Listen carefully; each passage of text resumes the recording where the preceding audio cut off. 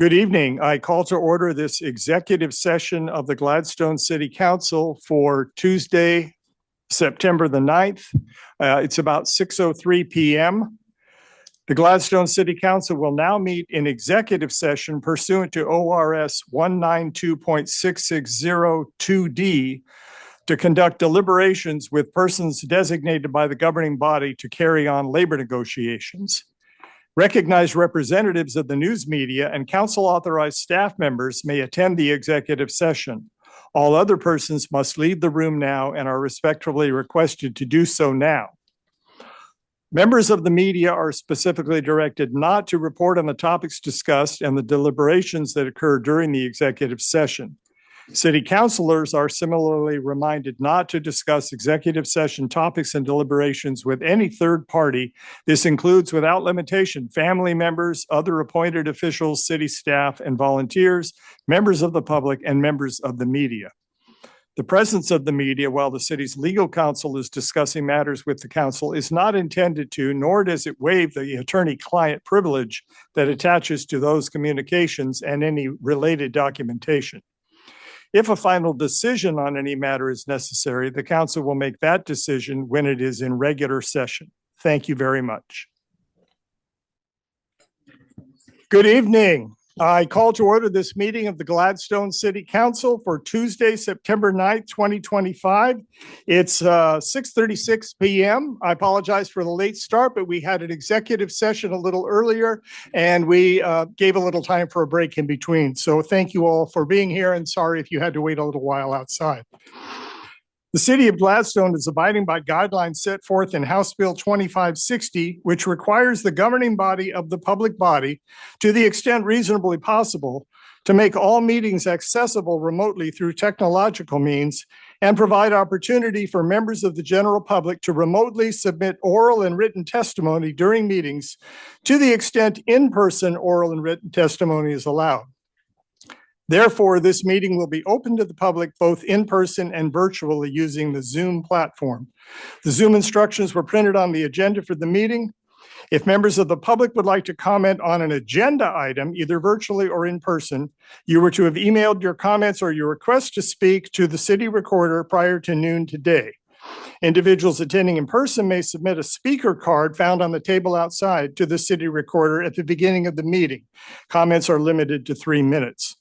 The City Council will also have Gladstone City event announcements during the meeting and business from the audience at the end of the meeting. To speak during either of those times, virtual or in person, again, the instructions are to email the city recorder prior to noon today with your name, topic of discussion, and city of residence.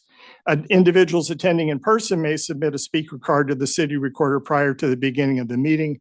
And once again, comments are limited to 3 minutes. So, Tammy, will you call the roll, please? Councillor Huckabee. Present. Councillor Mitchell. Present. Councillor Blau. Present. Councillor Labonte. Present. Councillor Corbett. Present. Councillor Garlington. Present. Mayor Milch. Present. Please stand for the flag salute.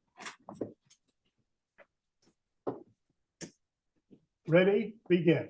I pledge allegiance to the flag of the United States of America and to the republic for which it stands, one nation, under God, indivisible, with liberty and justice for all.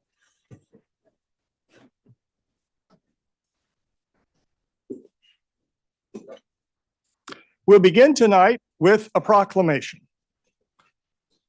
Whereas Hispanic Heritage Month originally started as 1 week observance in 1968 under President Lyndon B. Johnson, it became a national month of observance under President Ronald Reagan in 1988. And whereas the chosen dates are significant, coinciding with the Independence Days of Mexico, Costa Rica, El Salvador, Guatemala, Chile, Belize, and Honduras. And whereas the Latino presence in America spans centuries, predating Spain's colonization of what is now part of the United States, Latinos have been an integral part of shaping our nation since the Revolutionary War. And whereas the Hispanic and Latino community is the largest community of color in Oregon, this group includes frontline essential workers, community health workers, farm workers, and educators who have made critical contributions to the well-being of this city.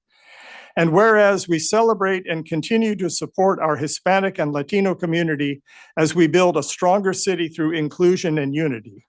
Now, therefore, be it resolved. I, Michael Milch, Mayor of the City of Gladstone, do hereby proclaim September 15th through October 15th, 2025 as National Hispanic Heritage Month in Gladstone, recognizing the achievement of the Hispanic community and honoring their rich heritage and significant impact on American society. In witness whereof, I have hereunto set my hand this 9th day of September, 2025. Michael Milch, Mayor of Gladstone, Oregon. Also, before we start our regular business meeting, we have a special introduction to be made, and I call on Police Chief John Schmurr.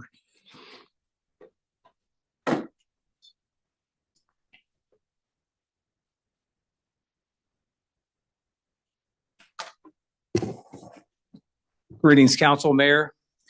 I'm excited tonight because it's been about 2.5 years since this process started, but it could not have occurred without the support of Administrator Betts and the Clackamas County Mobile Crisis Team, along with Mary Rumbaugh from Human Services, who is the director in Clackamas County, and our city staff.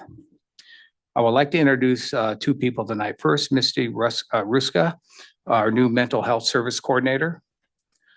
Misty is an internationally certified substance abuse counselor. She has her undergrad degree in psychology through Portland State University and is currently working on a graduate degree in clinical mental health through the Grand Canyon University. Misty started her career in this field in 1998, and she is a welcomed addition to the Gladstone family. Additionally, I would like to introduce Hayden Kaiser, who is a Clackamas County Behavioral Health Mobile Crisis Response Team Supervisor. So both are in attendance tonight, and I'd like to call them up.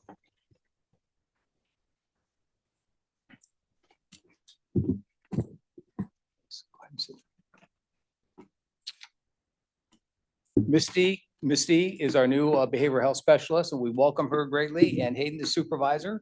So I'll let them talk about the program a little bit, and feel free to ask questions afterwards. So. All right. Hi, thank you for having us. Yeah, so my name is Hayden Kaiser. I'm one of the supervisors for the Clackamas County Mobile Crisis Team. So we hold the state contract to provide mobile behavioral and substance use services to the entire county. And with this partnership with Gladstone PD, and as the chief mentioned, this has been 2.5 years in the making. We now have Misty here, and she'll be embedded with the police department in providing those mental, behavioral, and especially the substance use crisis services to the city of Gladstone.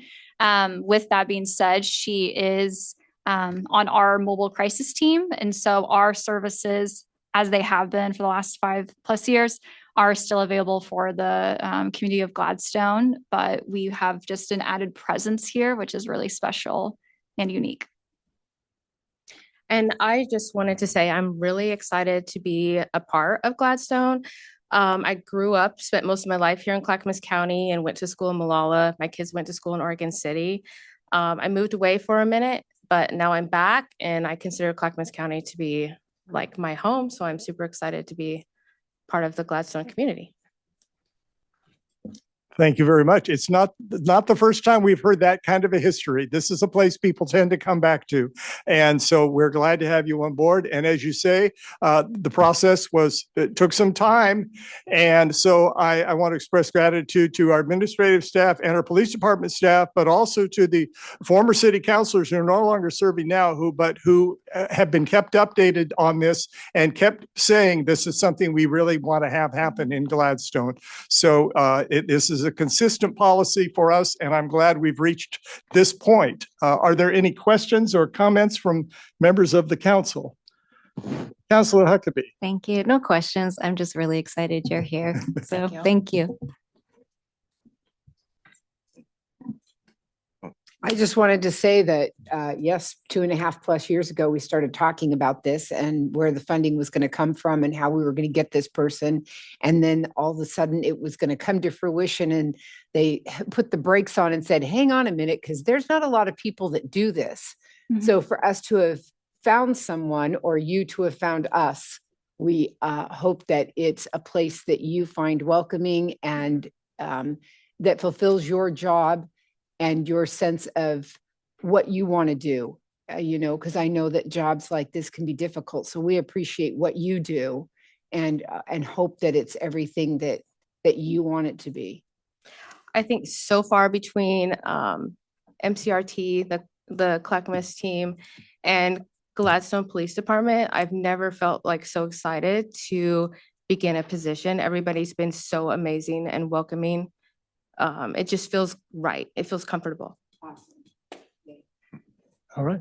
Andrew, did you have? Thank you for choosing this profession. It's wildly important, especially this time we look around and we see it, these acute issues happening, and it's both great that we have you here and sad that we need that. Certainly looking at the police reports over time, it seems to be the need is obvious. So I'm very happy that you're here. Thank you for your support. Thank you. I'll just All say right. this is a critical hire and thank you. Welcome. We're very excited to have you here. Thanks. All right. Well, we look forward to, I know there's only so much you can report on, Right. but knowing that you have that presence and knowing that sometimes there will be calls where you will have been called on to help is very reassuring to us. It's a challenge for police to do their work without the special training that you've had. And we've always put an emphasis on training people for the kind of calls that you will be called upon to do.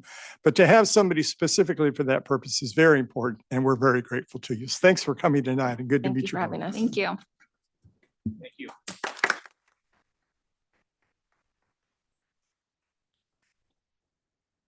Administrator Betts, I understand that there's one addition that will be added to the printed agenda for tonight. That is correct, Mayor. So in regards to item number 10, when you consider approving the collective bargaining agreement between the City of Gladstone and the Gladstone Police Association, there is also an additional memo of understanding related to the wellness program that is in that agreement.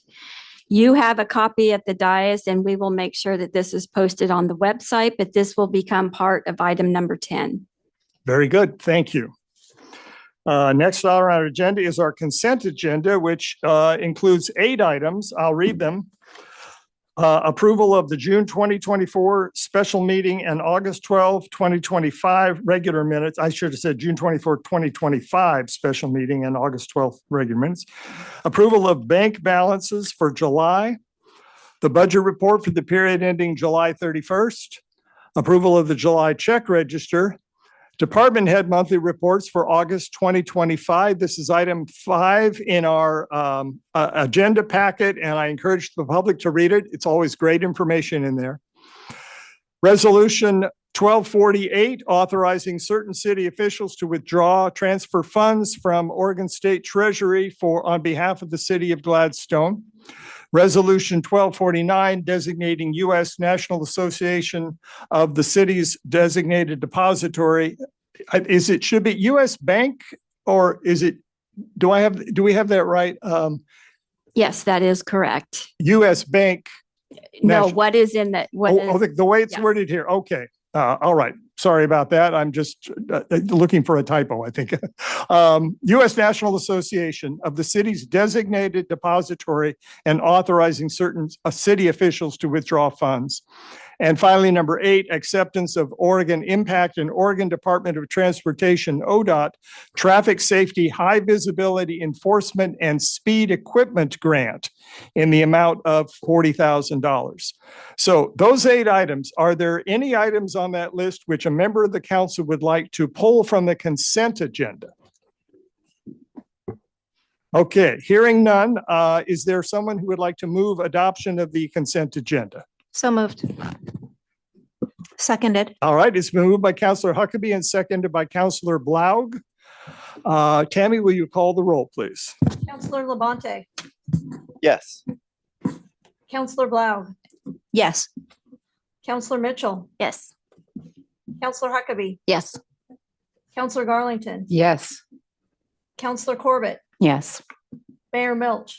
Yes, the consent agenda as presented is adopted. I believe we have no correspondence related to business matters for our agenda tonight. That is correct. Okay, so will we move on to item 9, Gladstone City event announcements? Has anyone requested to speak about upcoming events in the city of Gladstone? We do. It's Bob Everett. Bob, you are welcome to come forward, please, and push the button to be heard.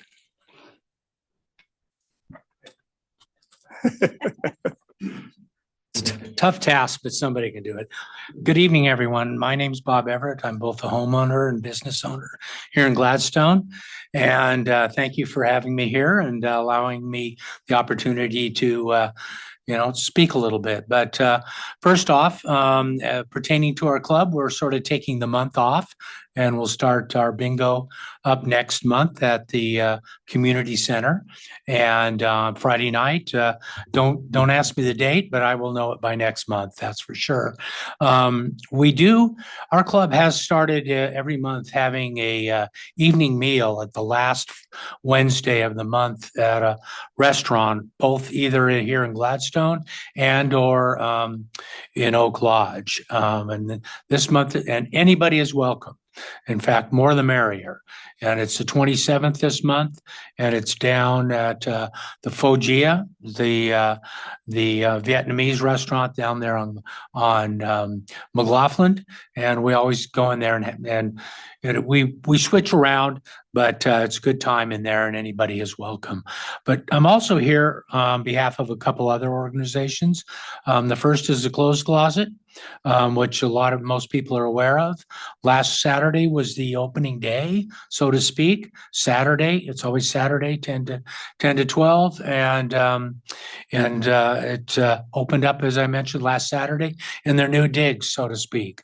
They have a brand new area behind the old one, and having moved a lot of the stuff over there, I can attest that. And I looked at it this week, and looked pretty nice. They've got it fixed up pretty well. Becky's done a great job there. Our organization, the Rotary, will be handling this next Saturday. So anybody who wants to look for used clothes, and for kids in particular, and drop off any clothes, feel free to go over there and do that. Finally, I'm also on, I know this will be hard to believe for people, but the Gladstone Senior Foundation. I realize that, my age, I shouldn't be on that, my age, but I do fit that. And but we are in the process of, we have designed, Jackie's helped along and been a part of this, a new sort of sign logo for the front of the building.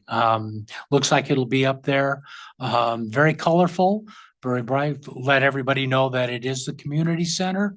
And that looks like that will be up there by sometime in the spring. So if there are any questions of me, I'm more than welcome to answer whatever I can. Okay, thank you. Bob, thank you for so your much. service, for the Rotary Yeah. Oh, service, and for keeping us posted on opportunities for other people to serve. Well, I as well. enjoy doing it. That's for sure. Thank you. I do have a question, actually. Okay. For donations to the Clothes Closet, is it only on Saturdays? Pretty much, yeah. Okay. Yeah, And because what are the hours? 10 to noon. 10 to It's noon? not long hours. Becky's there periodically. Becky is the person who organizes it, but and some other people are there, but it's fairly, that's not any organized hours. So, okay. So that's the best time to drop them off. All righty. Awesome. Thanks, Thank you. Christy. Any other questions? No? Okay. Thank you so very much. Thank Have you, a Bob. good month. So we move now to our regular agenda. We have 4 major items. Item 10, 2025 to 27 collective bargaining agreement between the City of Gladstone and Gladstone Police Association. And then we'll be considering a contract for the Gladstone Nature Trail paved loop trail project. We'll have a discussion regarding the former library property on 135 East Dartmouth. And Resolution 1250, identifying a voting delegate and one alternate to to represent the city at the League of Oregon Cities LOC Conference Annual Business Meeting. So let's begin with item 10 regarding collective bargaining. Chad Jacobs, our attorney, is here, and Administrator Betts is here. I don't believe Mr. Jacobs is involved in this particular item, but Administrator Betts, if you want to present the staff report. I would be happy to. Thank you, Mayor. And yes, tonight, staff is asking the City Council to approve a new collective bargaining agreement between the City of Gladstone and the Gladstone Police Association. Tonight, you had an executive session where you heard from City Attorney Ashley Driscoll, who went through pretty much the red line version that is also in the packet tonight. Just to give a little bit of history, on the city's negotiations team was our city attorney and our police lieutenant. And on the Gladstone Police Association negotiation team was their attorney, their president, and their vice president. Both teams met in good faith beginning back in March of 2025 and participated in negotiations for a successor agreement, which is before you tonight. On July 24th, the tentative agreement was entered into by both parties, and on August 1st, the Gladstone Police Association ratified the proposed agreement. So in an effort of transparency in your packet, you will see a redlined version of all of the changes that were made from the current agreement to the proposed agreement. And then we also have a copy of the finalized agreement. So if you have any questions, the city attorney or I will address those. Otherwise, we're asking you to accept this contract for 2025 through 2027. Any economic impacts of the contract will be retroactive back to July 1st. One kind of simple question. Sometimes employees of a government organization are represented by a large union that represents people across the state. But here it's called Gladstone Police Association. So I assume it is union and limited to our own police officers and qualifying employees. That is correct. Okay. Are there any questions from members of the council regarding the proposal?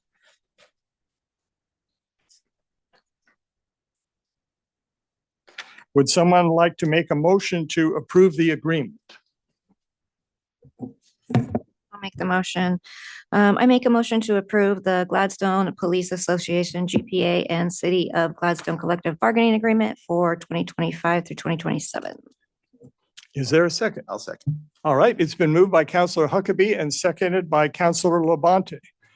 Any further discussion? Tammy, will you call the roll, please? Counselor Blaug, Yes. Counselor Mitchell, Yes.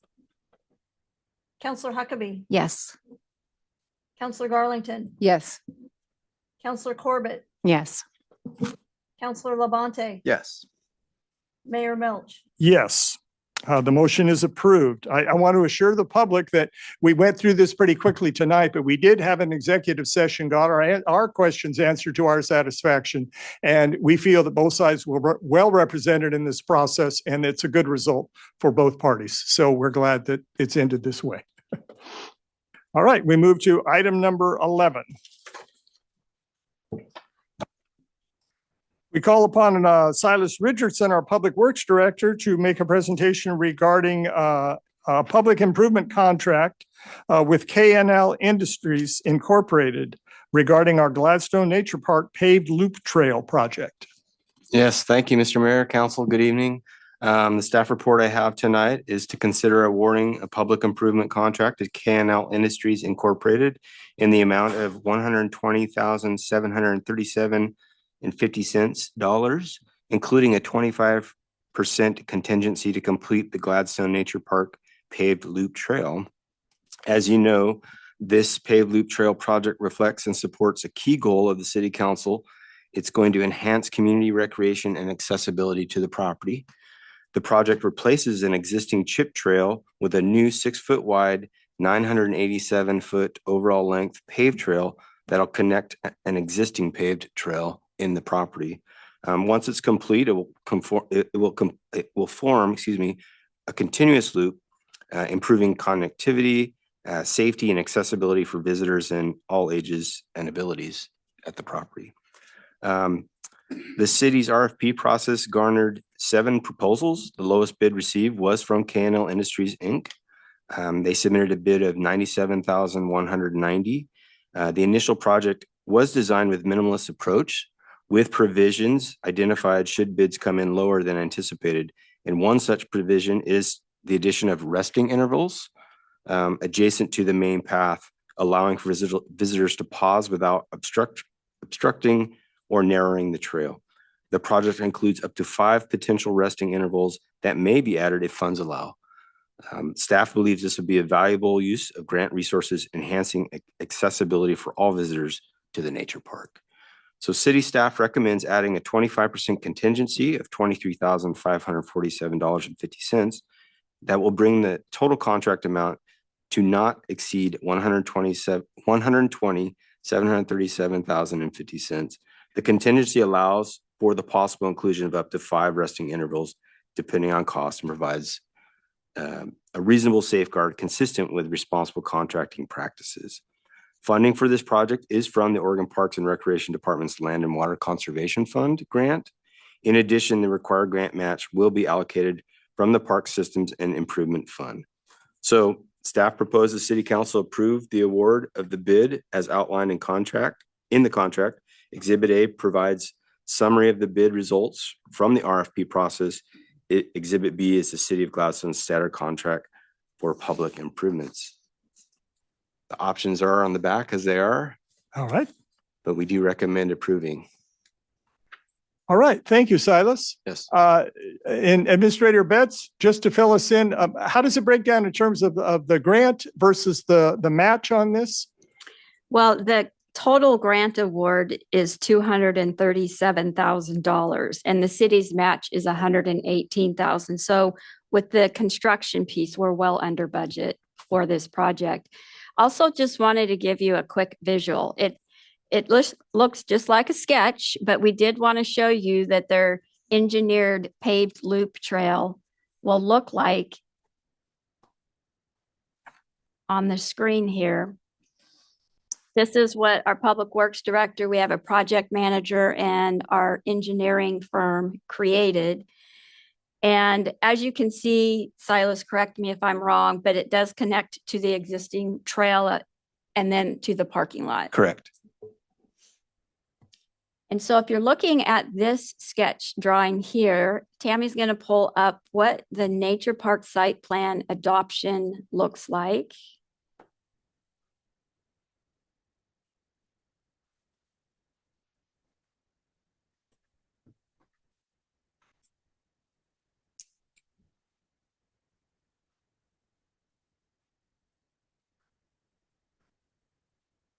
And what you'll see is it's pretty much right on what we thought back in 2020 when we adopted, if not a little bit bigger of a loop when we had the elevations done. So we're very excited about this. The fact that we got so many bids in Gladstone is telling us that we are doing good work here.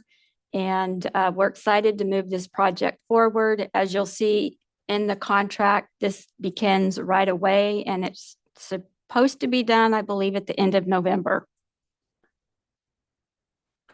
Well, that's exciting that we can get results that quickly and that it came in well under budget. And I know that already some of the engineering work has been done. So it looks pretty close to what we had just sort of conceptualized originally. But that engineering work helps make sure that the grade and the turning radius and the width of the path, all of that conform to standards. And so we're excited about this. And so I put it to the council for any questions of staff on the procedure or anything going forward. Councilor Labonte. It's exciting. It's been worked for a long time. I have to reflect on this. Sometimes when we are faced with some of these questions as counselors, I like to run it by my small children and their friends, just to get their just to sometimes help get out of the weeds a little bit. And this one really stuck with me as I was like, oh, hey, what do you think about, in the time she was in elementary school, what do you think about a paved loop through the nature park? And her first thought was, well, I thought it was supposed to be a nature park. I support it's great for accessibility. I think it's a good project overall. I do just want folks to be mindful that, as we look at some of the bids, some of the items that we are paying for, of course, to make this happen will be like excavation. So there'll be, excavation occurring in our nature park. There'll be embankments in place. We've got funding for that also. This will be a change to the park.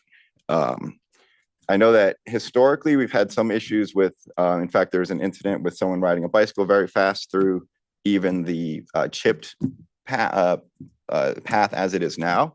I think maybe perhaps one thing we should be just thinking of for the future, especially with e-bikes and all of that, might there be, could there be some conflict there?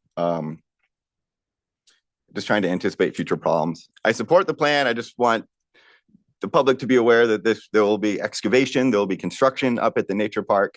And one last thing, and on this photo, I know this is the nature park site plan, the final concept. A little history on the water storage tank, is that still relevant in this picture? Yes, and you have a public works director that loves water.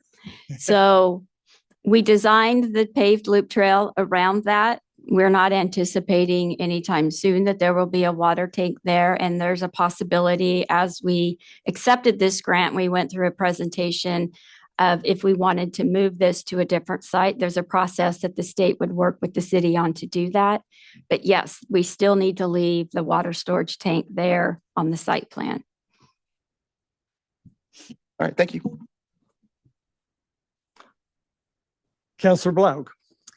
I just was curious about the sort of extra amount for the grant. Does that roll over into the picnic shelter and restroom? No. Okay. Yeah, this is a completely separate funding source than the Metro local share, which will pay for the picnic shelter and the bathrooms in that area. And it's very rare to have a lot of grant money focused on one area, but we have to be very careful to keep those funding sources separate. Do we have if we have money left over, I'm assuming we're going to do the way station carve out. Is that going to use the remainder of that, or will there be leftover? The way station? The little pullouts. Oh, yeah. The resting stations? Resting stations. Yes. Yeah. Yes. Okay. Thank you. I attended a public event on Sunday morning up in Milwaukee for a program that Metro has to give grants to cities for improvement of natural areas and local parks. And this was a lot of it was about improving accessibility to people with disabilities. And there was a gentleman there who represented an organization called Oregon Wheelchair Hikers. And he was very familiar with the Gladstone Nature Park and the trolley trail because he lives very close to Gladstone. And so I had a good chance to talk with him about the challenges that he experiences enjoying our parks and trails. And he said actually that using his powered wheelchair, he has been able to use the chip-covered natural trail as it is. But he got a little farther into it at one point and found that because two trees were a little too close together or the little steepness or whatever, he got kind of stuck and it became sort of problematic. So I'm glad that in designing this, even though, as Councillor Labonte points out, it's going to be a little disruptive to the natural setting to get it going, I think it will add a lot on the accessibility side.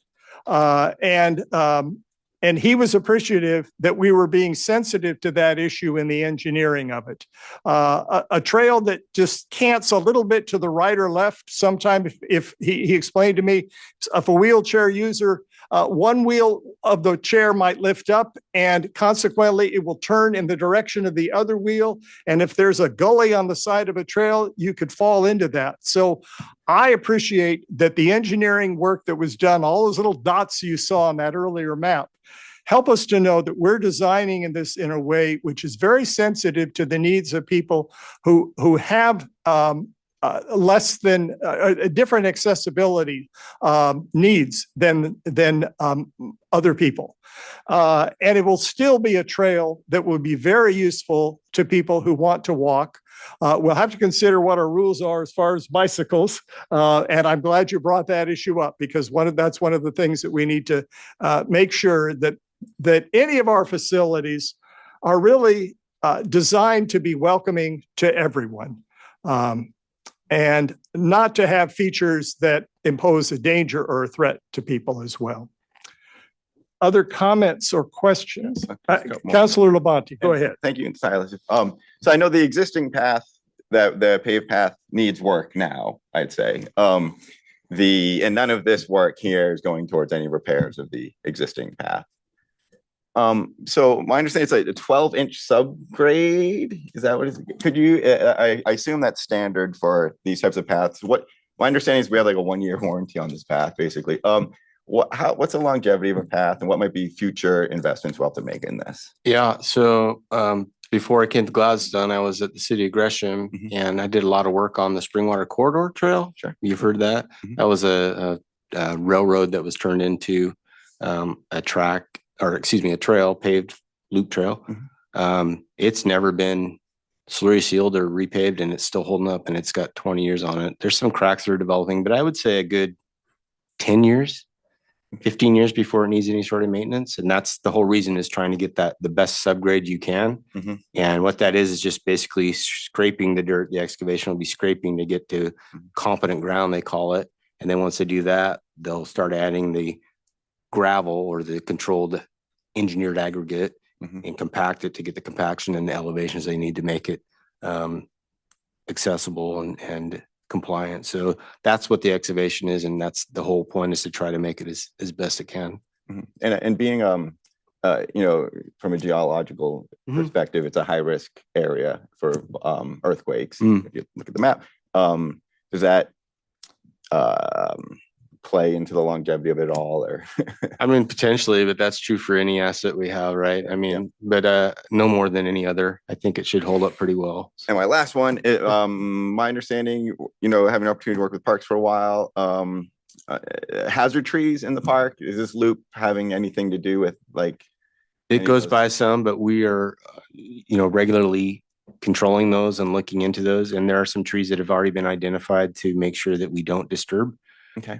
So we made some changes in our plan just for some trees. So we're very aware of that. And yes, as hazard trees come up, we try to deal with them as best we can. So. And I guess there's one more. And as far as ADU is concerned, this is all going to be compliant and ADA. It's going to be as compliant as we can. Yep. And it's technically still a trail. So it meets the best grades that we can, but it's not completely, but it's going to be very accessible for anyone in a wheelchair. Great. Awesome. Thank you. Yeah. I want to add just one more thing. This trail will replace a bark chip trail that was installed, I think, by a Boy Scout doing an Eagle Scout project several years ago. We don't want to forget our gratitude to that individual for helping us have that asset for as long as we've had, and in some ways inspiring us to do even better. So that will sort of disappear, but this will take its place, I think, in a positive way if we approve it. So is there a motion to take action on this recommendation? I'll make a motion. Councilor Garlington. I make a motion that we award a public improvement contract to KNL Industries Incorporated in the amount of $120,737.50, including a 25% contingency to complete the Gladstone Nature Park paved loop trail. I'll second. All right, it's been moved by Councilor Garlington and seconded by Councilor Huckabee. Any more questions or comments? Tammy, will you call the roll, please? Counselor Corbett, Yes. Counselor Garlington, Yes. Counselor Huckabee, Yes. Counselor Mitchell, Yes. Counselor Blau, Yes. Counselor Labonte, Yes. Mayor Milch. Yes, the recommendation to approve the contract is approved.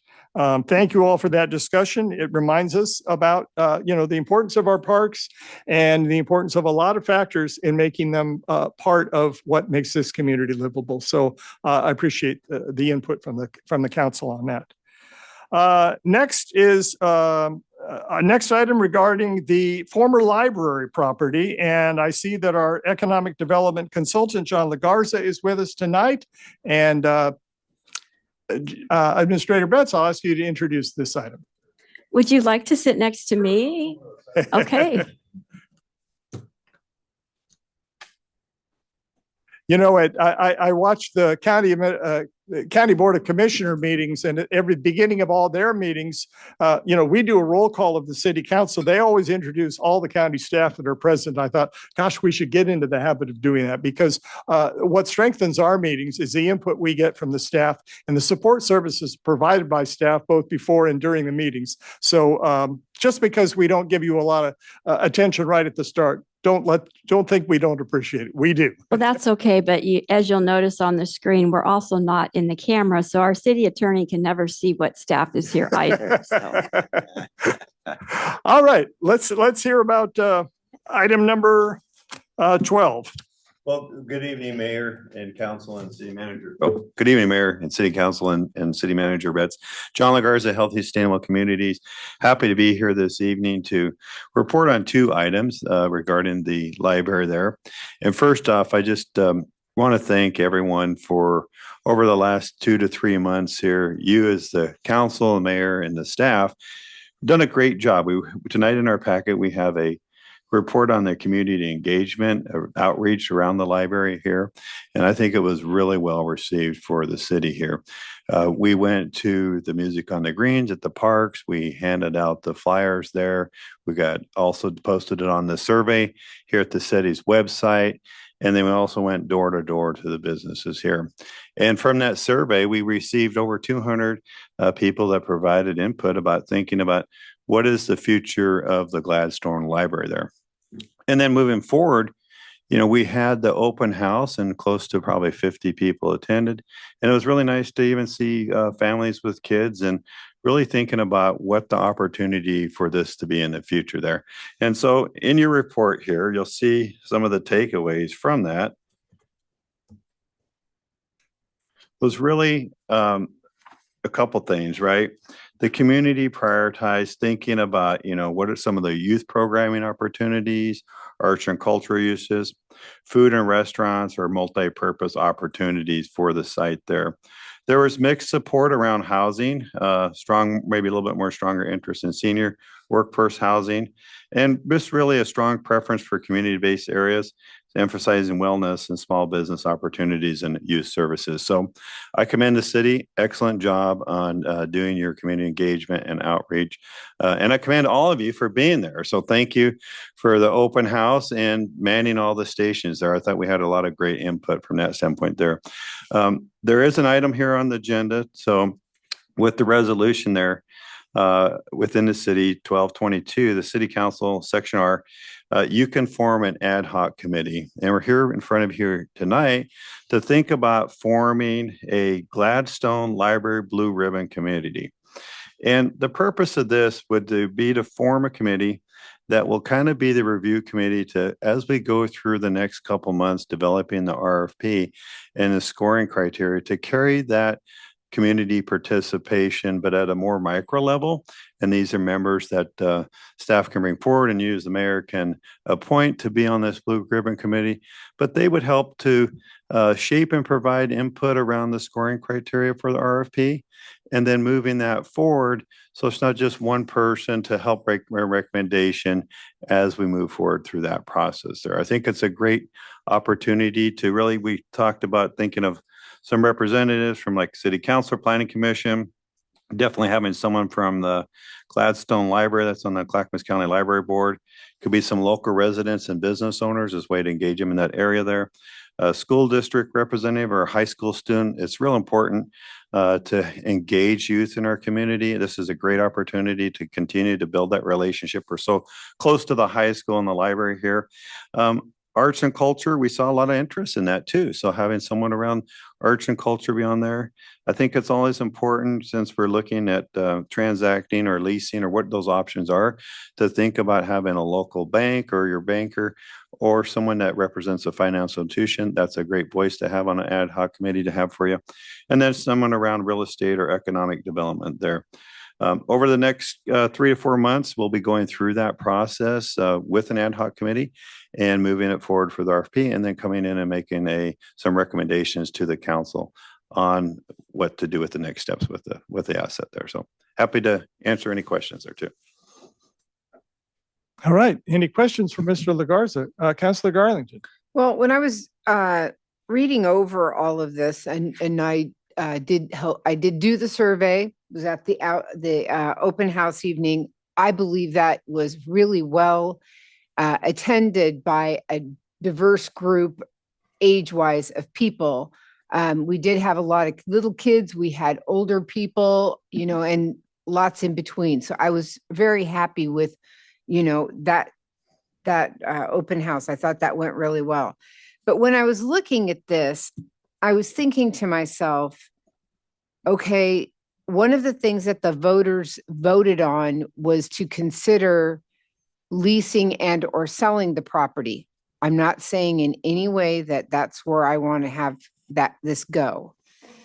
What I'm saying, what I want to bring up is, I feel like we're putting the cart before the horse, because one of the things that we haven't talked about is, if this ad hoc group came up with a great idea and everybody loved it, how are we paying for it? Why would we do all this work and have no money, or just get shot down because we have no money? I'm happy to answer that. So basically what the ad hoc committee will establish is scoring criteria. They're not going to be coming up with the concept, but think of it like as a score sheet, So is it meeting where's his score in the RFP from that standpoint? And then we come back with a recommendation. We could end up actually, when we go out for the RFP, we could come back with, let's say we have 2 applicants that score really high. One might be to sell, one might be to lease, right? So that helps to kind of think about what would be the next steps through that. The ad hoc committee is not going to be saying it needs to be X. They're going to be using the scoring criteria, and they're going to work together to come up with the scoring criteria for that. Does that help? Okay, I'm seeing something I wasn't thinking. So what I'm hearing from you now is, this ad hoc committee is going to be scoring the people who want to buy and or lease the property. Is that what I'm hearing? They'll help develop the scoring criteria, and then we'll take from them a selection criteria. Some of them will be on the selection committee, and then they can make the final recommendations to the council. So this has nothing to do with what Gladstone itself could do with the building. It'll have scoring criteria to think about from that standpoint, to go out with the RFP. Okay, I'm going to go back one more time, because Gladstone we'd have to be funded before ever even thinking. I just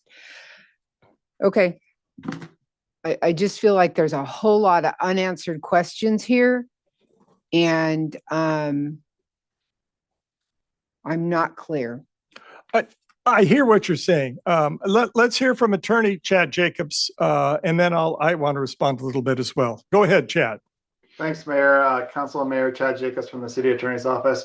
Councilor Garlington, it may help to sort of take a step back. And typically when a city has property that it wants to develop in a certain way, what it will do is it'll put out a request for proposals for developers to come in. And the request for proposals will specifically say, we're looking for a developer to come in and develop a project that will contain these characteristics. So it may be a restaurant or a brew pub. It may be partially have a community center space along with a food cart pod, and just sort of outline, these are the things that we want to include within this development. And then you put out an RFP to see, are there developers who are interested in doing a project along those lines? And once you get those proposals back, you'll score those and say, okay, this is a developer we want to work with.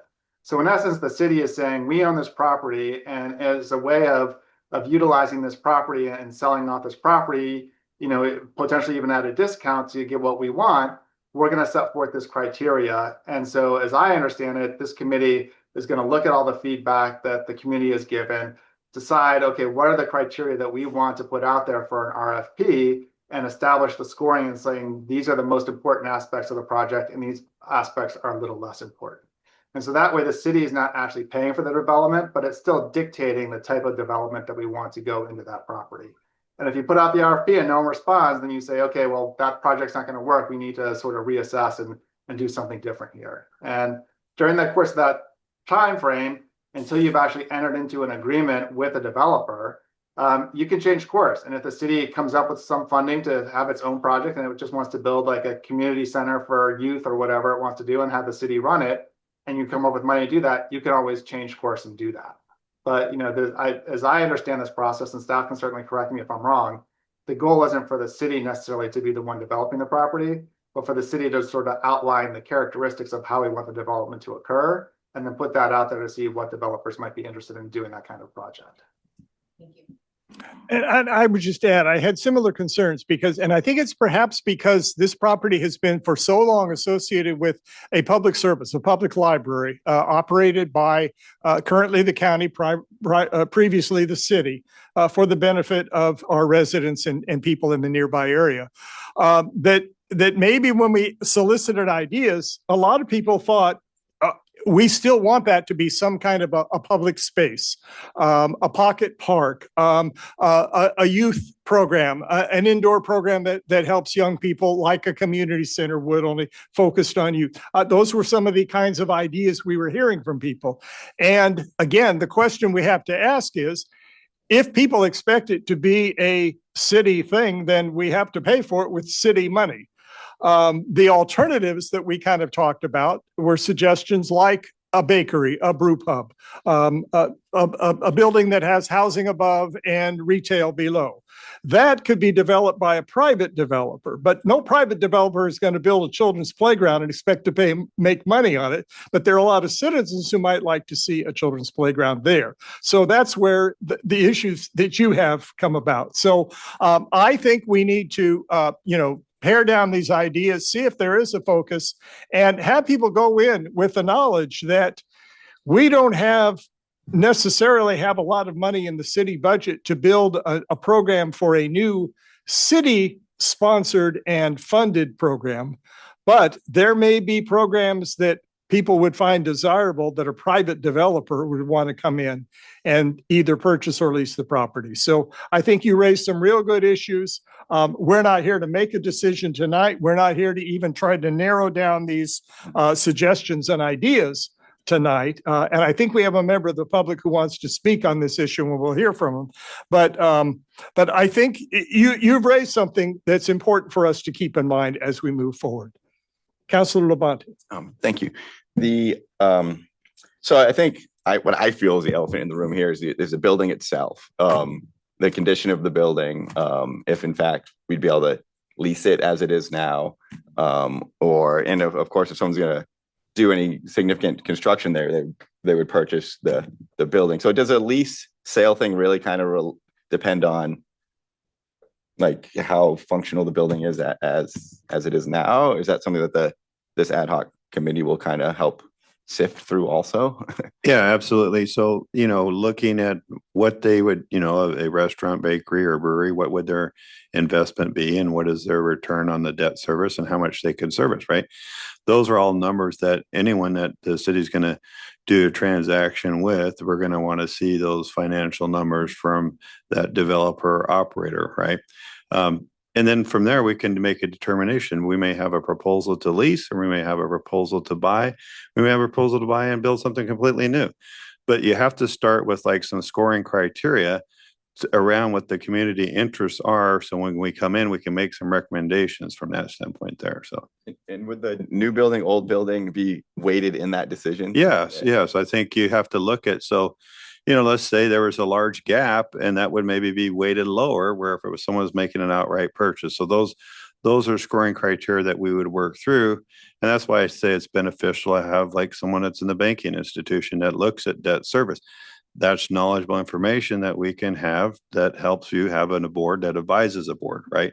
Those are good actors to have on that committee to think about as you go through this process from that standpoint there. And you've been a professional in the industry for quite some time. You've been through this process before. Yes, been through it. Yes, so. Did you have? Counselor Blaug. So does that mean we've taken off city retention and our own, like Pocket Park, for instance? Is that off the table? We just can't afford that? Or are we going to look at those two in parallel?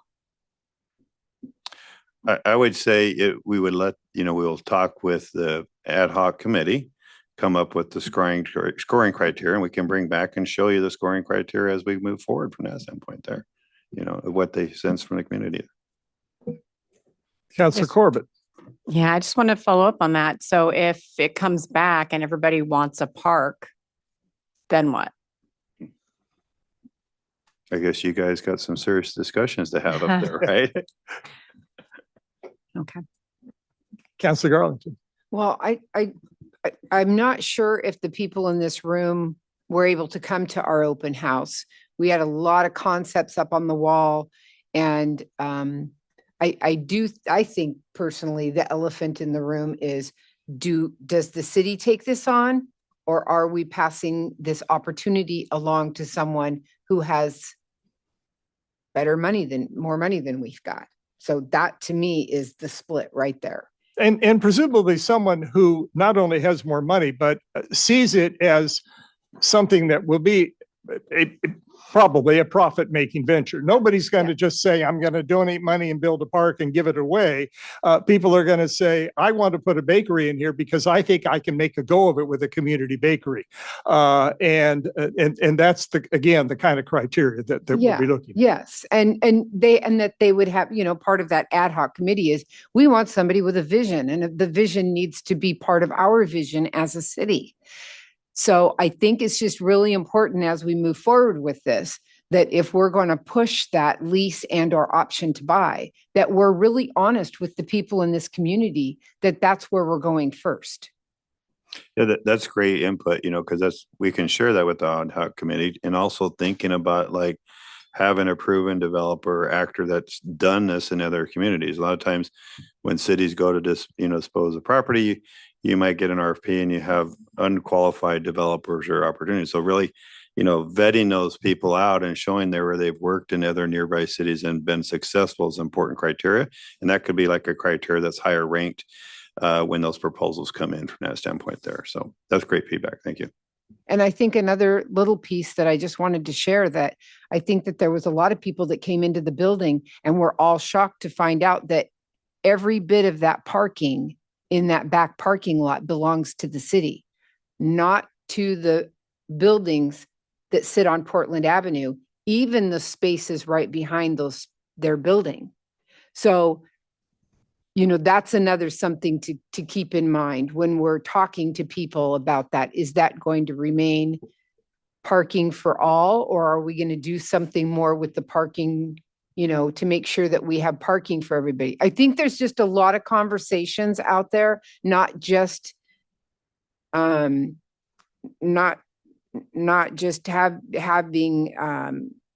that, what did you call it? The ad hoc committee. I mean, I think that they're a good idea. I just want to make sure that we're super open and super honest all along the way, so that nobody can come back and say, I didn't know that. I think we will need to clarify the exact boundaries. Sometimes if you look at a map online, it will show what appears to be boundaries that extend to including those parking spaces that are right behind businesses. But I'm told that may not be the exact boundary, that some of those parking spaces may belong to the buildings that are there. Jackie, do you have any clarification on that? Yeah, the city splits that parking lot. So half of it is the city's, the other half does belong to the businesses in the back.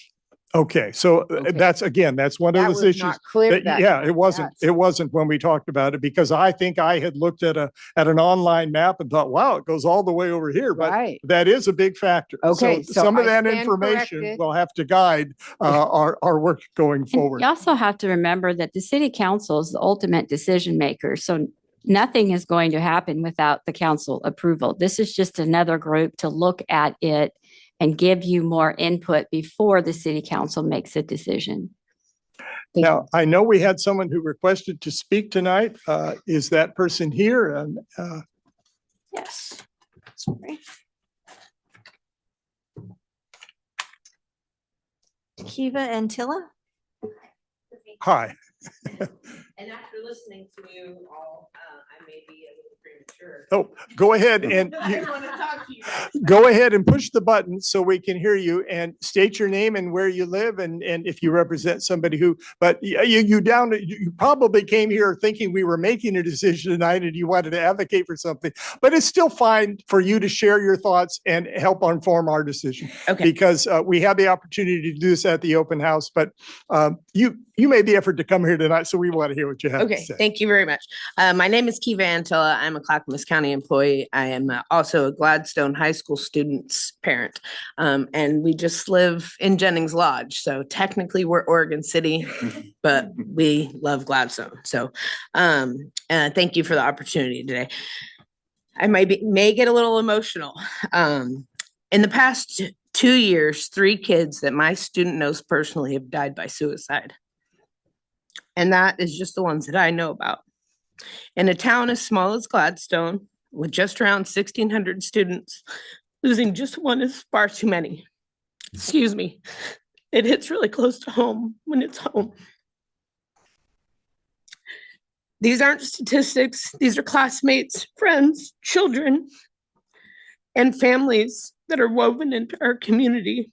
The grief is very deep, and it underscores how urgently we need spaces and connection to support our teens. Currently, the Alive program at the Gladstone Church is all I know about that supports the teens in our community. And that's just one day a week. While that program is very valuable and my daughter has grown immensely by participating in it, not every youth feels comfortable in a religious setting. We need an inclusive and welcoming options for all of the kids. Some of my examples are applying for some kind of grant similar or the Best Buy Teen Tech grant modeled after OMSI's Teen Space with peers, mentors, tech project, and creative outlets. Designing a youth hub with pool tables, video games, and safe ally space where teens want to gather. Partnering with programs like Clackamas C-Tech to bring hands-on training into a youth-friendly setting. Exploring the addition of a school-based health center at Gladstone High School, similar to what other schools in our county already have.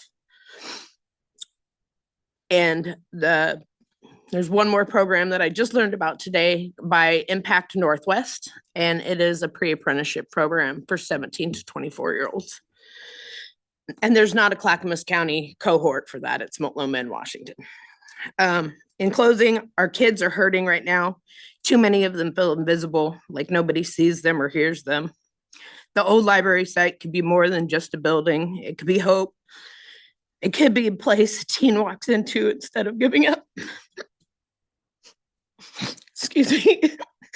A parent should never have to get that call. No friend should ever have to wonder if they could have done more. Excuse me.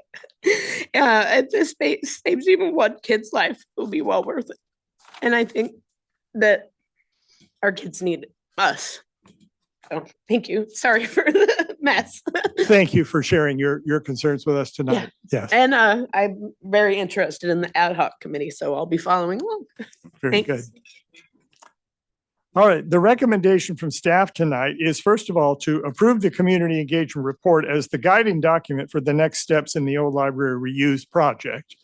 And secondly, to provide direction to staff to move forward with the formation of a blue ribbon ad hoc committee to bring the proposed committee membership list for approval at the October council meeting.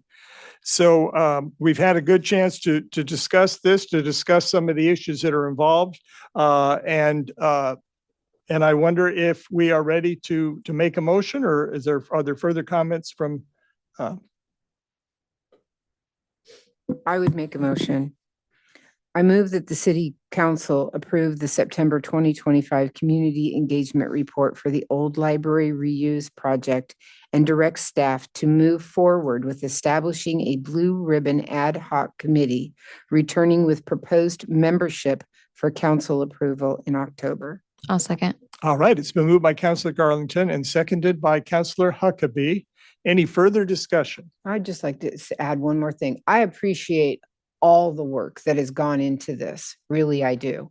And I know that everyone in this city just wants to see the best use of that building possible. And I truly believe that your group will help guide us there. I just want to be open and transparent about it. One other thing I will add too is that I think that there are a lot of benefits beyond just the library site. I know we have one business site for lease right now along Portland Avenue that perhaps someone else, something that maybe turns out to be a second or third choice in this project, but might be well suited to use that space. And there are other buildings up and down on Portland Avenue and in the surrounding area of our town center designated area that might be suitable for a multitude of uses. And getting the public engaged and coming up with ideas of what's missing in the city? What do we need more of? How can we serve our youth? How can we serve our families? How can we bring in something of commercial need to make the city more complete in meeting the needs of its residents, to keeping people from having to drive other places to find what they need in their lives? So I think this will be a very fruitful project and process that will perhaps pay dividends beyond just that library site, but to some privately owned properties as well that might turn into something that really could benefit the community. So I'm excited about it. Tammy, will you call the roll, please? Oh, it's been moved to accept the report and appoint the committee, and that's the motion we're voting on. Counselor Mitchell, Yes. Counselor Blau, Yes. Counselor Labonte, Yes. Counselor Corbett, Yes. Counselor Garlington, Yes. Counselor Huckabee, Yes. Mayor Milch. Yes, the motion passes. Thank you, John, for your input tonight and your expertise on this. It's great to have someone at the service of the city with your kind of background and knowledge. So, Well, thank you, Mayor, and thank you, Council. And I just got to commend the transparency in the process has been fabulous so far. And to, Councilor Garland, I'm continuing that is what we will do. So thank you so much for your participation and feedback tonight. And may I just have one? Yes, one more comment from Councilor Labonte. As far as creating that ad hoc committee, can do we have a scope for exactly what that looks like, or? And it's in the pack. Oh yeah, I didn't read that. Okay, I see. I think we were looking for Councilor Lamonte to be on there Yeah, from I the think council. Counselor Labonte I volunteered. think you guys nominated on him there. there. We do need a council member, would be nice. Would you be willing to, it'd be great to have you on there, so. Yeah, and we'll put this in the planning commission packet for their meeting next week to have that conversation as well. And it goes out into the community. Yes, we will be posting it in the community for citizen representation. Okay, great. Thank you. And any other city councilors who, this is a former library building. It's right across from the public library. Councilor Mitchell, you've had a strong interest and knowledge about libraries. You might also be able to bring something to this. We can't put a lot of councilors on it because we don't want to get a quorum on there. But it is a chance to engage with the public on this. Councilor Garland. I'm going to pass. Got my plate full right now. Okay. I'm going to cheer everybody on.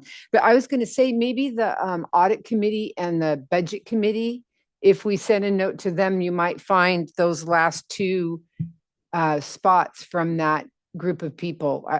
People with the financial Yeah. awareness. Yeah. Possibly. Yeah. That could be. Okay, our last item on the regular agenda, the city of Gladstone participates with the League of Oregon Cities. There are, I think, 241 cities in the state of Oregon. And sometimes we find as cities that if we speak with one voice through an organization that represents us, we can get a lot done with our legislature and with the needs for people. So that organization has a conference coming up and we have an opportunity. So Administrator Betts, you want to share our task for tonight? Yeah, so this is something new the League of Oregon Cities instituted, and now the councils that want to participate, the cities that want to participate, have to pass a resolution delegating who can vote on your behalf. So as the mayor mentioned, the conference is coming up the first week of October. The actual business meeting is Saturday, October 4th. We do have Councillor Huckabee, Councillor Blaug, and Councillor Garlington attending. You don't have to attend if you want to give up a Saturday morning to jump on Zoom and do the voting for that. But really tonight, what you need to do is have a conversation about who your voting delegate will be and then have an alternate in case that person's not available. And as I understand it, this voting is not for legislative proposals or agenda as much as officers, board of directors, that sort of thing. So it's not something where in advance we would want to kind of talk about this among ourselves before we vote in favor of, something. We are trusting the representatives who we appoint to make good decisions regarding potential board directors for the organization. That is correct. Okay.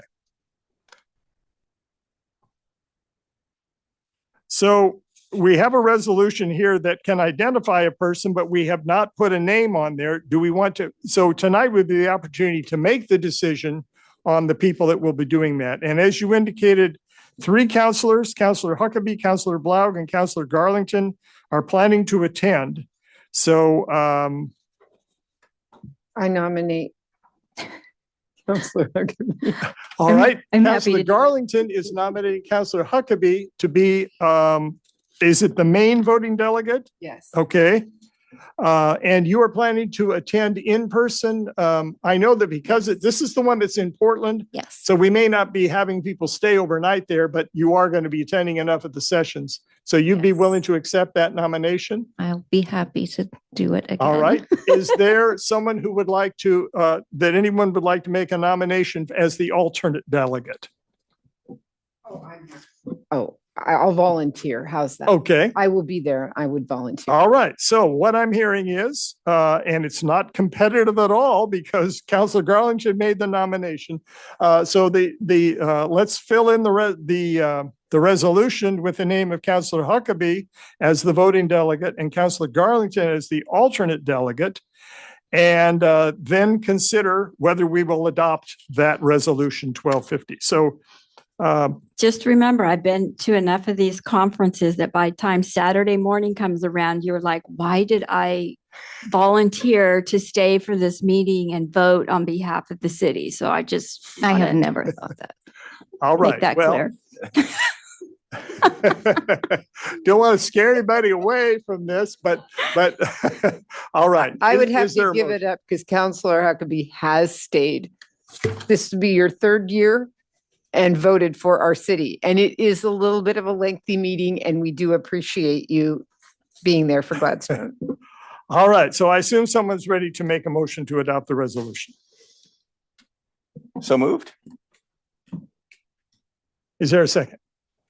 I'll second. All right, so moved by Councilor Levante, seconded by Councilor Mitchell to approve Resolution 1250, identifying Councilor Huckabee as our primary delegate and Councilor Garlington as our alternate delegate for the League of Oregon Cities annual convention, annual business meeting, which is part of the convention.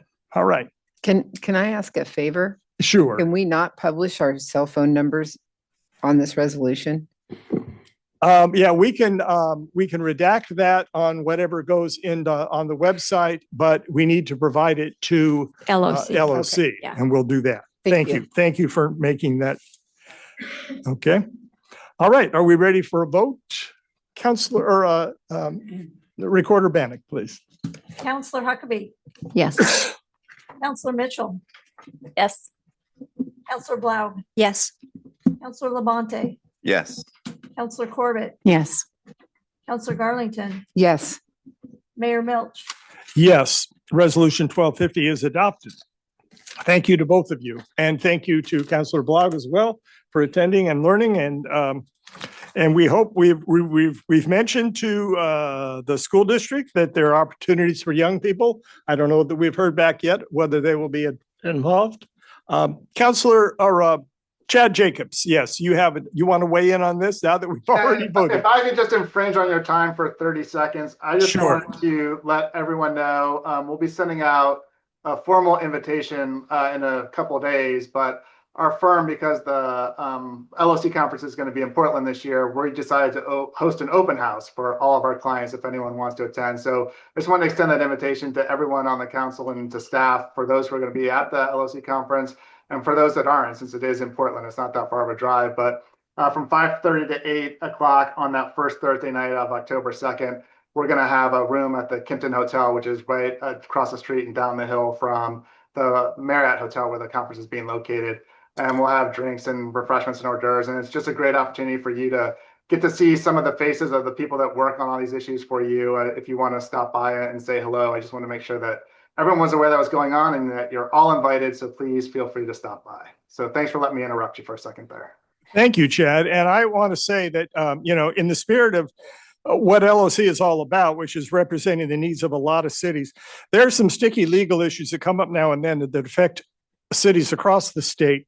And almost always, your firm is mentioned as one of the ones that's trying to help resolve those issues and advocate on behalf of the needs of cities that you represent. So I'm grateful to you for the work that you do. Your firm doesn't represent just us. There are a lot of cities who who benefit from the advice and the knowledge that you bring. So tonight you hit us on a couple of different fronts because of Ashley's representation as well. So we're grateful to you.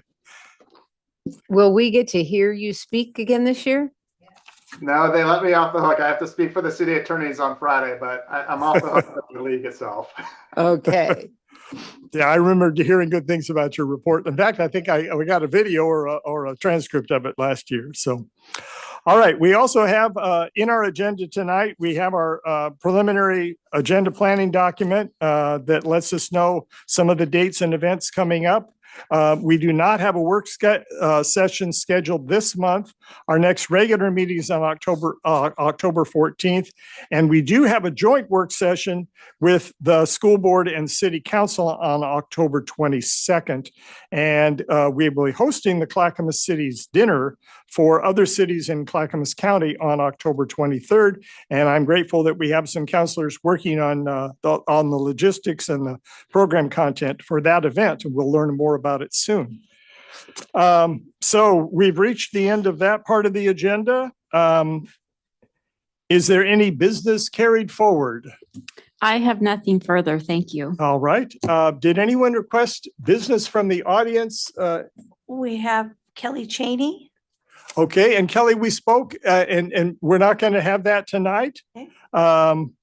And so it's time for us to do business from the council. And I think I will start at my right and go back and forth, starting in the middle, just to give it some variety. So I hope you're ready. Councilor Blau, I'm going to call on you first.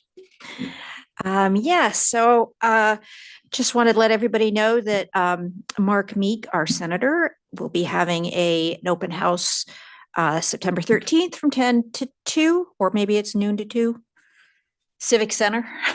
It is 10 to 2, but that's long. Yes. Yeah, I was going to say that seems like a long time. And also just again to mention the Metro Nature and Neighborhoods Choice Grant. There's some design workshops coming up the 13th and 20th, and then voting for project starts in October. And then, yep, that was it for me. All right. Councilor Labonte. Great. Yeah, just many of the counselors here had an opportunity to go to the volunteer party, I'll say, at the community center, which is great. It's nice to see all the volunteers, and not all of them, but a good amount of the volunteers who do so much for our city all the time, and just that network and the community, and that's what living in a town is all about. And they make it happen there in the community center. It was great. And thank you, Jackie, so much, because the food was great and you guys just did such an awesome job. So I felt special there. I'm sure all the other volunteers did also. And it's good just to put a face with all of it. So thank you very much, Jackie. And thank you to your daughter who stood up when they asked for people who had volunteered for more than 30 years. And I'm grateful for her longevity of service to this city. Yes. And thank you for noticing too. That was a highlight for her. Councillor Mitchell. I want to note that, Turn your microphone. I want to note that September is National Suicide Prevention Month. I also attended the volunteer appreciation event. It was lovely meeting new people, and I appreciate all the wonderful effort that goes into volunteering and the acts of service that goes into volunteering for the community. Thank you.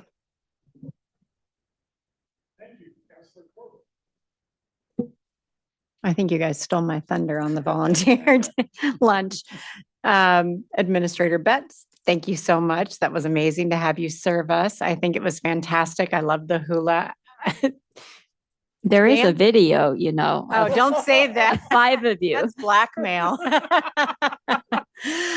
No, it was a lot of fun. And I think, getting up and although, what is it? The hips don't lie, mine do. And they weren't functioning, but it was a lot of fun. And it was, I've been to Hawaii a couple times, and I honestly have never been to a luau. So that was actually my first experience. So thank you. Thank you for putting that on. And thank you to all the volunteers. There was quite the crowd there. And I know not everybody was able to show up. So thanks. Excuse me, Councillor Huckabee. That's okay. I don't really have much to report on tonight. I hope everybody's enjoying the kids going back to school, and everything's in full swing there. It's nice to see them walking to and from school again. Today was my granddaughter's first day in preschool, and it was emotional but fun and just adorable. Other than that, I'm just looking forward to the conference coming up soon. Great. Thank you, Councillor Garlington. I have to second that, because my grandkids are all but the 2 of them are back in school, and they call with lots of reports, and it's just fun to hear their enthusiasm. I really do love it. I'm going to remind everyone that volunteers do not necessarily have the time, they just have the heart. And our volunteers down at the senior center, they just show that in spades. It's just incredible how much time and effort and warmth and love you feel from this group of people. And I did learn their new computer system. Somebody coming in from delivering showed me how they clock in and clock out and how that works. So that was really interesting. If you get a chance, just go sit on the side and then watch how they do it, because they're pretty fast. They just boop, boop, boop. And I thought, wow, that is easy. And now I know how they keep such good track of all of the hours that people work, because that community center logs in the hours, as we all know. So that was really exciting. So the League of Oregon Cities Women's Caucus did a We Talk on September 4th that I got to listen to. And one of the things that I learned was that the state of Oregon, Jackie's looking at me, I'm sure she's thinking, oh boy, they have people that come to you from the state and to come to your city. And this is how you're going to, if you have a problem or you have a challenge, a project that needs to get done. And there's a person for every, I know she's nodding her head, for every community. And I didn't know who our person was. I recognized the person that talked, and I forgot my notes, and that's okay, because that's okay. But I was just the people in the room that have used those services, and I thought, well, I know our city has, because they're pretty smart about asking for help. But I was just really impressed at some of the things that they talked about. And one of the big ones was, as city councilors, to make connections, to always have a connection with someone. We are very lucky to have a small community, and Mark Meek is in our back pocket, and Anessa Hartman is in our back pocket. And we know those people well. But some of these other communities don't have that. And, to expand, just to even expand that, to just get to know somebody, reach out, because you never want to ask in an emergency to someone that you don't know. You want to be able to say, hi, remember me, I need help. So that was the big takeaway. So I'm going to share that with you guys, that, reaching out and just getting to know people. And I know, Mayor Milch, I watch those C4 meetings, and the camaraderie with you guys, or I will just say with that group, is really awesome. And the way that you move projects off of one another, and you collaborate on what's necessary and what's important to Clackamas County, it's really great to see. So good on you. Good on you. You all heard that the conference is coming up. I will be attending the board meeting on Wednesday, October 1st. The Women's Caucus and the People of Color Caucus are holding their mixer on Thursday night from 7:30 to 9 o'clock. The Women's Caucus meeting and lunch, they're serving lunch there, is Friday from 12 to 1. And then the Women's Caucus General Session that I've been working on, that I'm just super excited about, is called Oregon's Legacy, Those Who Helped Us Fly. And we have women coming that have moved Oregon in awesome ways. We have Governor Barbara Roberts is coming, and we have Governor Kate Brown is coming, and we have Betsy Johnson. I'm not sure why I drew that blank. Betsy Johnson is coming, and I actually just heard today that Governor Kotek gave her a board position for the OHSU. So that was really exciting too. I mean, that's really, moving forward in what I'm sure a lot of elected officials feel, which is to serve our community. So I was really excited to hear that. So I have one more person that hasn't quite committed, but we're really excited about that. So that's Saturday. I know that Councillor Huckabee will still be there. Yay. And I hope that Councillor Blau can come and listen to that. I'm just really excited for this room of, this group of women who have paved our way. And I learned far after the fact that Governor Roberts was actually in office and helped move Oregon's motto from the Union, which is what we used to be, to what's our motto? She flies with her own wings. Yes. And so she was in office when that happened. So that was really exciting. And she told me that that was one of her really pivotal moments in her governorship. So I was really excited to hear that. So if you get a chance, please stay, come and listen to that. It'll be right after breakfast. And I'm really excited for all that. I'm excited we're going to be in Portland. I'm excited that we get to show what our community looks like. And it's, not all traffic and bad things. It's got a lot of good things going on for it. So that's all. I'm excited. Thank you. I mentioned earlier that Sunday I went to a little workshop for the Nature and Neighborhoods Community Choice Grants. This one, with the emphasis was on enhancing access. And I repeat, what a pleasure it was to meet a man named Franklin Auchita, who lives just outside of Gladstone, represents an organization that really advocates on behalf of disabled people who use wheelchairs for walking and hiking. And he knows about the trolley trail and how hard it is to get across McLaughlin Boulevard. And I said, it's hard for people that are walking and using bikes as well. And he's concerned about, bus stop access and other things. It was held right during the Milwaukee Farmers Market, and I knew that I had no prayer of finding a parking space in Milwaukee on a Sunday morning. So I took TriMet and I took the bus down McLaughlin. And if you don't take the bus often, you ought to try it now and then, because you notice how the curbs are cut away so that when the buses pull in, they're perfectly parallel to the curb at the bus stop, and the bus sort of bows down and lowers itself so people can get on. And you can't do that on streets and bus stops where the bus has to come in at an angle, or people have to roll a wheelchair into the street and then find a way to use a ramp or some other way to get on. So Mr. Alchita was very sensitive to these issues. He educated me a lot. And then he graciously put something on his Facebook page that made me sound like, next to God as far as my listening skills. But I learned way more from him than he did from me, but he was very gracious and positive. There's a lot in the news this week about the special session of the state legislature. And a line I hear a lot is that the legislature is about to approve the biggest transportation tax measure in Oregon history. And I want to take issue with that a little bit, because 4 years ago in 2021, the legislature approved House Bill 3055, which provided authorization for the state of Oregon to toll drivers on I-205 and I-5 between where they intersect in Wilsonville area on up to the border. And the following year and the year after that,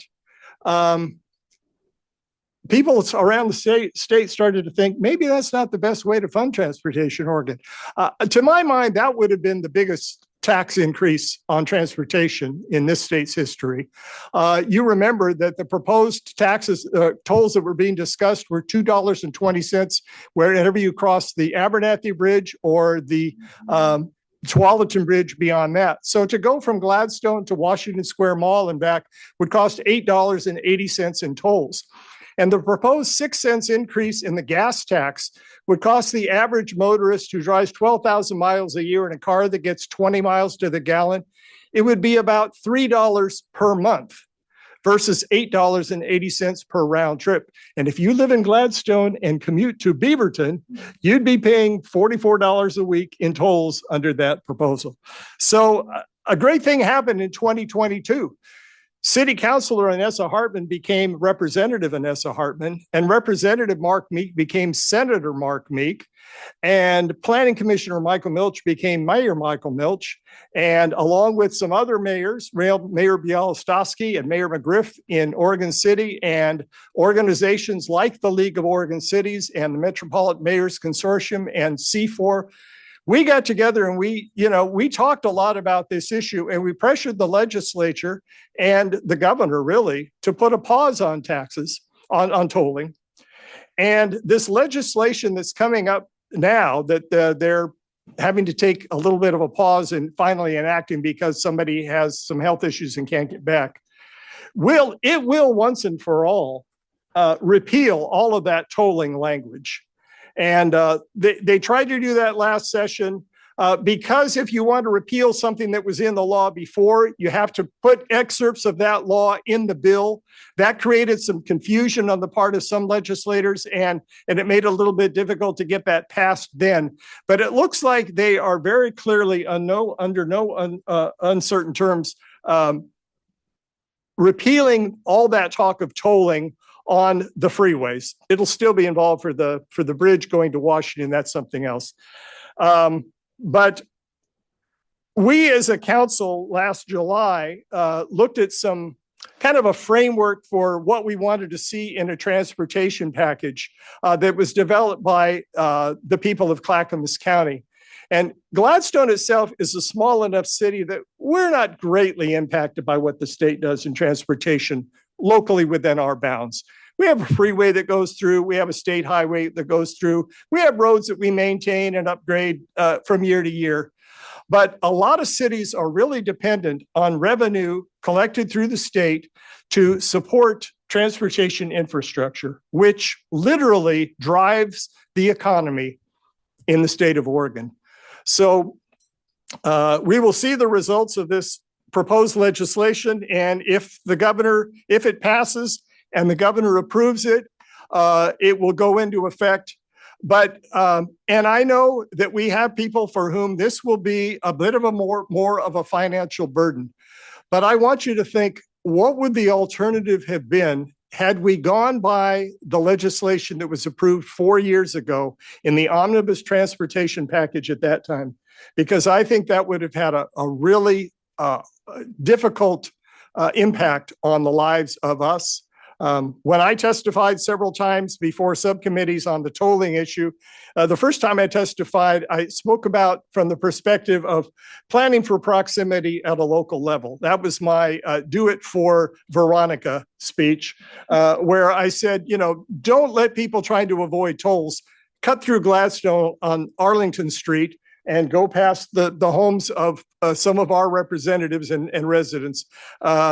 We want people to, yes, it may have had an impact on congestion, but it created greater congestion here. And the second time I testified, I emphasized that as many of our local representatives and others had discovered, that tolling would have cost far more just to administer than it costs to collect a gas tax at the gas station. So I personally think that as much as we would like anything in government to be free, there's a price to be paid. But this, to my mind, is a far better way of paying that cost than tolling would have been. And so we'll see if it happens, and we'll see if it's just a short-term measure or if we'll do things better in the long run. That's all I have to say tonight. I'm excited we have our mental health specialist on board with us. I think it's a good step forward for the city. The school district board meets tomorrow night. And also this coming Saturday, I believe, let me check my calendar to make sure I got the date right. Last year, High Rocks Restaurant hosted a rib fest, a fundraiser for the Gladstone football team. It's coming up, not this coming Saturday, but the following Saturday, the 20th at 4 p.m. It's a place where they're having a rib cooking contest, and it's a place to raise money for the team. I know they're having a little difficulty recruiting students to play on the football team. I hope that will be resolved and they will have a season this year. But if you hear news online about that event and want to support the schools, that's one other way to do it. So that's all I have. Is there a motion to adjourn? So moved.